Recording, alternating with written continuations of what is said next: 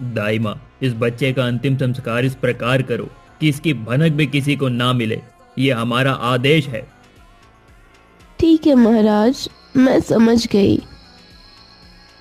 फिर उस बच्चे को लेकर दाई माँ रात होने के बाद एक सुनसान जंगल में पहुंच जाती है और अपने आप से बोलती है, अरे, मैं इस बच्चे का अंतिम संस्कार कैसे करूंगी?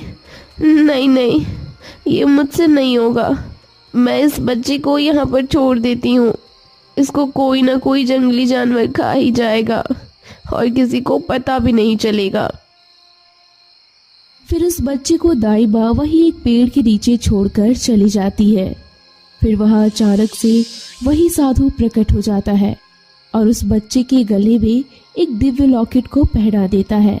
उस लॉकेट को पहनाते ही वो बच्चा अचानक से अपनी आंखें खोल देता है और वो साधु वहां से अंतर ध्यान हो जाते हैं और ऐसे ही 21 वर्ष बीत जाते हैं। कंचनपुर नामक गांव में एक अनाथ लड़का दिव्यांश रहता था। वो बहुत गरीब और मेहनती था। दिव्यांश अपनी माँ के साथ रहता था। उनके पास एक छोटी सी जमीन का टुकड़ा था। उसी पर दिव्यांश और उसकी माँ गुजर बसर करते थे। फिर दिव्यांश रोज की तरह, माँ, मैं खेत में जा रहा हूँ काम करने। ठीक है बेटा, लेकिन समय से तुम घर वापस आ जाना। माँ, मैं आ जाऊंगा। तुम मेरी इतनी चिंता क्यों करती हो? अरे माँ, इस बार अपने खेतों में अच्छा काम करूंगा तो मेरी फसल की पैदावार भी तो ज्यादा होगी और मैं उसको बेचकर ज्यादा मुनाफा भी कमा पाऊंगा। फिर दिव्यांश अपने घर से निकलकर खेत की तरफ जाने लगा।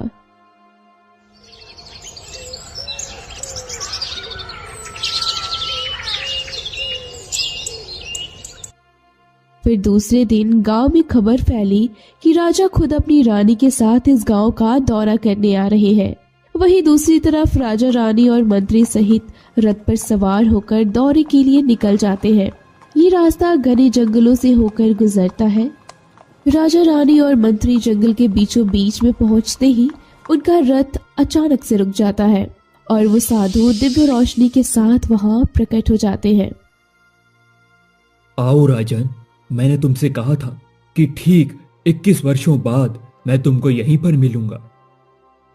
हाँ भगवान, मुझे याद है। आपने मुझे श्राप दिया था कि मुझे पुत्र सुख की प्राप्ति कभी नहीं होगी।